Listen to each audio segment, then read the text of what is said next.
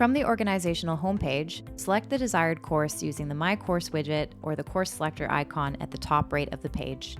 From your course level navbar, select Class Progress to access the Class Progress tool. You can also access the Class Progress tool through your course admin link if you do not have the Class Progress link on your course navbar. Class Progress allows faculty to easily review student progress across multiple metrics in one convenient dashboard.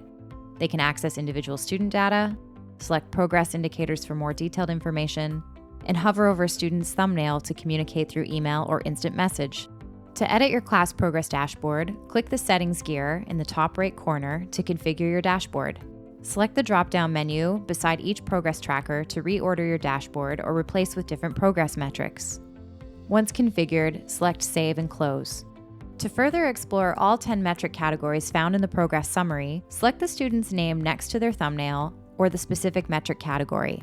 To reach out to a student directly from the Class Progress tool, simply hover over the student's profile image and click Send Email or Send Instant Message. Students also have access to their own personal progress dashboard.